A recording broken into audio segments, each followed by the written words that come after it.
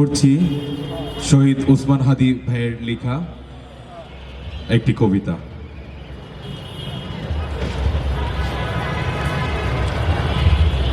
আমায় ছিঁড়ে খাও হে শুকুন, হে সীমান্তের শুকুন, এক্ষুনি ছিঁড়ে খাও আমাকে।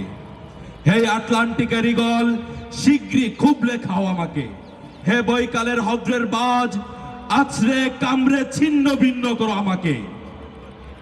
আমার রক্ত রসে শুধু অসহায়ত্বের অভাব, কাগজের কামরারা তারে আদর করে মুদ্রাস্মৃতি ডাকে। ঋণের চাপে নীল হয়ে যাচ্ছে আমার অনুসূচক ক্রিয়া।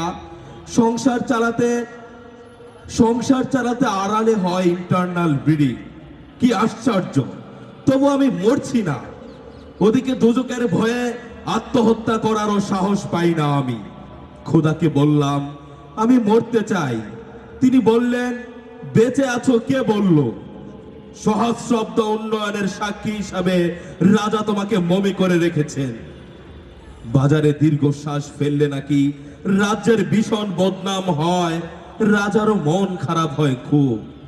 কোতোয়ালরা ফরমান জারি করেছে আমাকে সারাক্ষণ হাসতে হবে, নইলে দেশি কুকুর ও বিদেশি মাগুরকে একবেলা খাইতে দিবে আমার মাংস। নিত্যদিন ব্রয়লারের ভুঁড়ি নাকি ওদের ভাল লাগে না, অথবা আমাকে ভাগ করে বেচা হবে। মানুষেরও তো মানুষ খাওয়ার স্বাদ জাগে, তাই না? ভাগ্যিস তা বিদেশি সুপার শপে বিক্রি হবে না, দেশি মানুষেরই তো হক বেশি আমাকে খাওয়ার।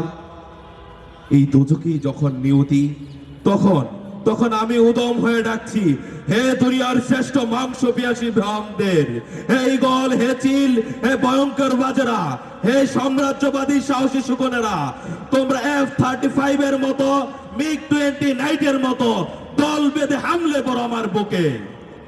আমার রান থান চক্ষু কলিজা আজ সব তোমাদের গনিমতের মাল। দেশি শুয়োর খুবলে